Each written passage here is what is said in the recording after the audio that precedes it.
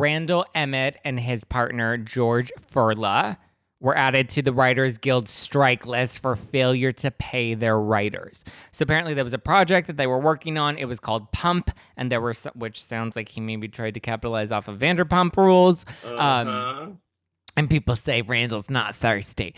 But okay, so apparently there were some writers that were working on that project that he never paid. It's been their payments have been accumulating interest, and now the Writers Guild sent out a note to all of their members, and I think they have like 10,000 members, about Randall and George Furla and the strike list, advising people not to work with them because they don't pay their people. And then this all was brought to us by Mr. FOFTY Cent. Oh, he posted it all over the Instagram, and then that's where it started to like spread like herpes in a college campus. Wow. I mean, I've never seen anyone who's as successful and as rich as 50 Cent who cares this much. Let me read you his caption though. Randall's still beating people out of the money. They on the list now. Nobody's gonna work for them. LOL. # sorry FOFTY.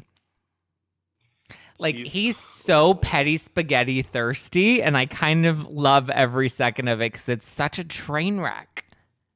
It's such a train wreck. And for me in my head, I'm like, this can't be the same 50 Cent who does interviews and is kind of soft-spoken and kind of awkward. Like, when he comes on Watch What Happens Live, he's not this petty. Like, and then his Instagram and his Twitter is, like, insane, and he's so homophobic and transphobic and such a nightmare. I'm like, where is this? Like, just the person that I feel like I see on camera is not the person that's tweeting this stuff. It's very confusing for me. No, he's like the 14-year-old mean girl in school that, like, you know, we'll talk shit in your comments, but like, you know, in class it's different. No, it's crazy. Are you surprised that Randall is still not paying his people?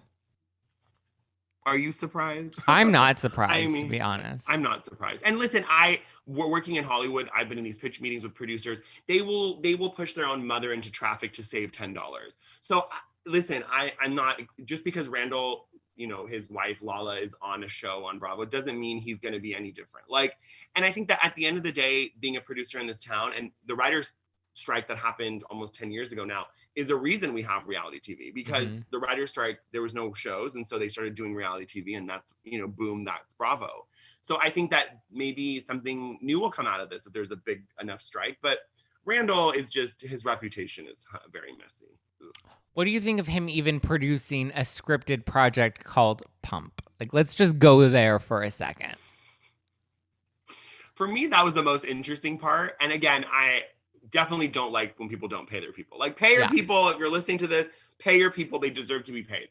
But aside from that, I think it's funny that it's Pump. And I bet you it's going to be the untold story of Vanderpump Rules. Like, come on. Like, of course he's going to do that. Like, what you don't see. And it's like, and even if this movie or show, whatever, is about a boxer Pump, it's still, you're using the name Pump Rules. You know what you're doing by association. Absolutely. And I wonder if Lala's going to be in it. I don't know. She loves to act, so. I mean, she tries.